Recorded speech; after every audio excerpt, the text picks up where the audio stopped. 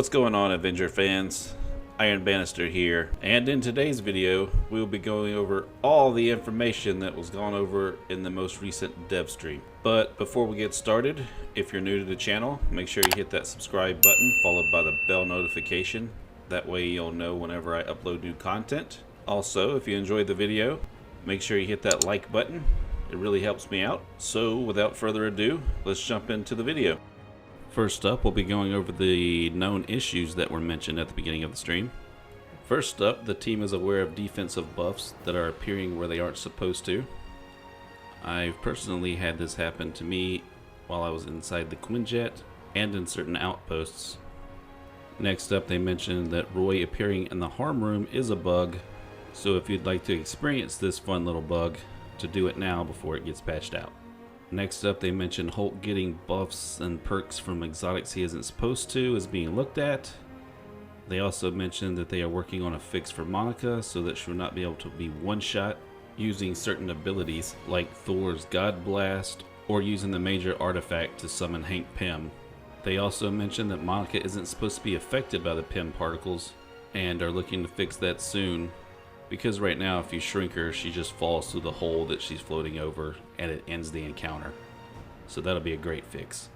The team is also aware of enemies not appearing on floors 10 through 12 of the Last Avengers Standing mission. Hopefully this one will be patched soon, because this one is quite annoying. They then once again apologize for the IP address issues, saying it will never happen again. Hopefully that's true, because we all know how terrible that was. Moving on from there, we'll next talk about what they had to say about cosmetics. First up, there were no updates for the cosmetic rework, which is becoming a meme at this point. They also had no new info for an emote wheel. They then mentioned that the team knows about some small issues with Captain America's MCU skin and are working on it. They then mentioned that the team is looking to do more weapon skins, as well as mentioning that Thor is getting an MCU outfit, but it will not be the next one released as they are waiting on some stuff for him. Hopefully this means that they are working on a Stormbreaker skin. Me personally, I'm still waiting on that Thor Ragnarok MCU skin. So if anyone at Crystal Dynamics is watching this, please make that happen. And lastly, someone asked if they were working on new takedowns for Thor, and they responded with, they are working on new takedowns for all characters. Next, we'll be moving over to the meat and potatoes of the stream, where Phil talked about Omega level threats. They started by saying the team wanted to focus on in-game content, so patrols got pushed further out on the roadmap so they could work on getting OLTs done. They then said the team is working on bosses that are not too spongy and will have more mechanics in order to defeat them. They then mentioned that OLTs are being balanced with multiple of the same heroes in mind, which is why it's taken them longer to tune them. Next, it was stated that multiplayer mega hives will spawn more enemies and enemy types together, making them harder. It was then stated that OLTs will have enemies higher than the current power cap of 150. And if the community finds that the Family Reunion OLT is too easy, they will retune it to be harder.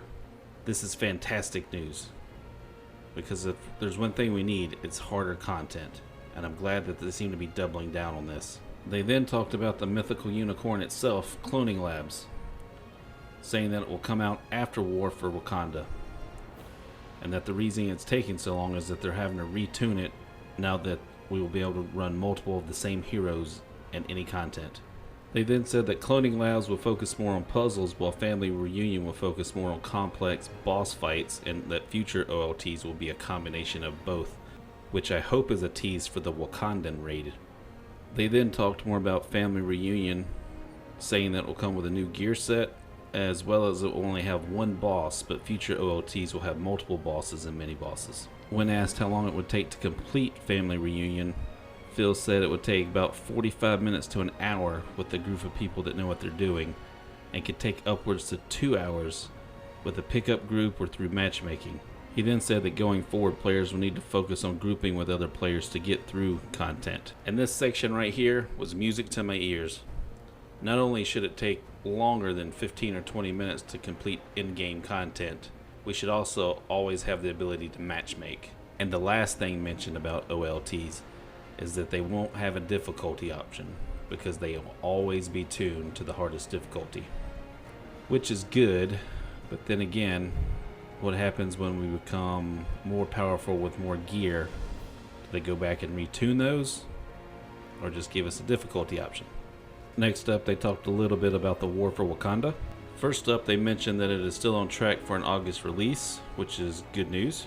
Next, they mentioned that there will be multiple deep dives as we get closer to the release of the expansion, with each stream focusing on a different element coming in the expansion. They then mentioned that they are working on other enemy types coming in content after War for Wakanda. They then mentioned that the power level increase was moved out past War for Wakanda because they wanted to release it with a piece of content that gives you a reason to increase your power level cap. Hopefully that means it's coming along with the Wakandan raid.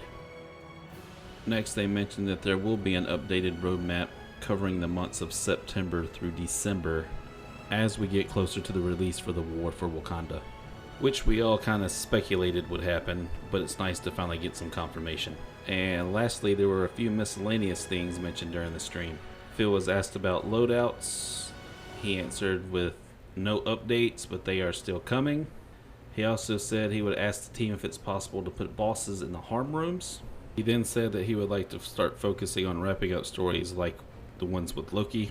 Lastly, he said they are working on a no companion mode, but there is no information about when it is coming. And there you have it. That's the most recent weekly dev stream recap. If you want to watch the whole thing for yourself, I'll have the link down in the description for you. And if you see something I missed, let me know in the comments down below. Also, don't forget to like and subscribe if you feel the need to. And on that note, this is Iron Bannister signing off. Take care, guys.